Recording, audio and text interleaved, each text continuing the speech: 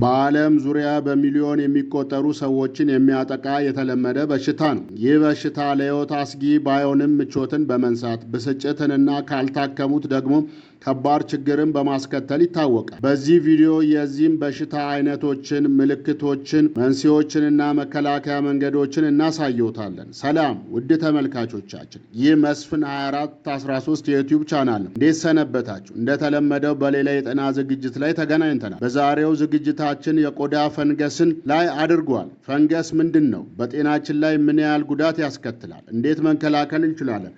በዚህና በሌሎች ጉዳዮች ላይ እንወያያለን። የቆዳ ፈንገስ ምንድን ነው? የቆዳ ፈንገስ የሚባለው በፈንገስ የሚመጣ ኢንፌክሽን ሲሆን በቆዳ ውስጥ ይበቅላል። የቆዳ ፈንገስ በሞቃታማና በእርጥበት አካባቢዎች ውስጥ የሚበቅል ረቂቅ ተዋሲያን ነው። ይህ የሰውን አካል ተስማሚ አስተናጋጅ ያደርገዋል። በተለይ እንደ እግር፣ ብሽሽትና ክንድ አካባቢ ያሉ ቦታዎች ተስማሚያቸው ናቸው። የቆዳ ፈንገስ አይነቶቹ የተለያዩ የቆዳ ፈንገስ አይነቶች አሉ። እያንዳንዱም ልዩ ባህሪያትና ምልክቶች። ለምሳሌ የእግር ፈንገስ በዋናነት እግርን በተለይ በእግር ጣቶች መካከል ያሉትን ቦታዎች የሚጎዳ የፈንገስ አይነት ነው። የራስ ፈንገስ በጭንቅላት ላይ የሚወጣና ከፍ ያለ የራስ ጉዳት የሚያመጣና አንዳንዴም ጸጉር ሊመልጥ የሚችል የፈንገስ አይነት ነው። ጆክ ኢች የሚባለው የፈንገስ አይነት በብዛት በወንዶች ላይ የሚታይና ብሽሽት አካባቢን የሚጎዳ የቆዳ ፈንገስ አይነት ሲሆን ምልክቶቹም ማሳከክ፣ ቀይና የቀለበት ቅርጽ ያለው ሽፍታ።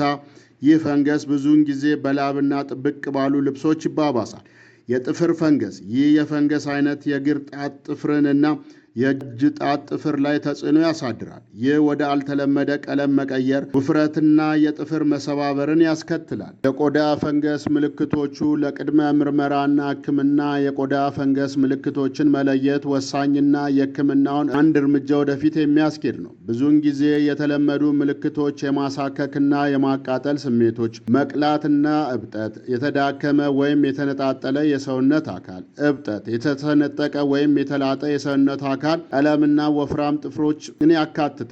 የቆዳ ፈንገስ መንስኤዎቹ በርካታ ምክንያቶች ለዚህ በሽታ እድገት ከፍተኛ አስተዋጽኦ ያደርጋል። እነዚህም ምክንያቶችን መረዳት የቆዳ ፈንገስን ለመከላከል ዋናና መሰረታዊ ነገሮች ናቸው። ዋና ዋናዎችም እርጥበትና ላብ። ፈንገሶች በሞቃታማና በእርጥበት ቦታዎች ላይ ይበቅላሉ። ከመጠን በላይ ላብና ደካማ የአየር ዝውውር ለፈንገስ እድገት ተስማሚ ሁኔታን ይፈጥራል። ደካማ ንጽህናን እና አዘውትሮ መታጠብ ወይም በደንብ ሰውነትን እንደ አለማድረቅ ያሉ ትክክለኛ ያልሆነ ንጽህናን አለመጠበቅ ለፈንገስ በሽታዎች የመጋለጥ እድልን ይጨምራል። የተዳከመ የበሽታ መከላከያ ስርዓት እንደ ስኳር በሽታ፣ HIV ወይም ኬሞቴራፒ የሚወስዱ ሰዎችና በሽታን የመከላከል አቅማቸው የተዳከመ ግለሰቦች ለቆዳ ፈንገስ በሽታ የተጋለጡ ናቸው። እነዚህንና ሌሎች ነገሮች የቆዳ ፈንገስ መንስኤዎች ሊሆኑ ይችላሉ። እነዚህም በሽታ ለመከላከል ንጽህናን መጠበቅ፣ ሰውነትን በየቀኑ መታጠብ፣ እግርና ሌሎች እርጥበት ያለበትን አካላቶችን ማደራረቅ፣ ተስማሚ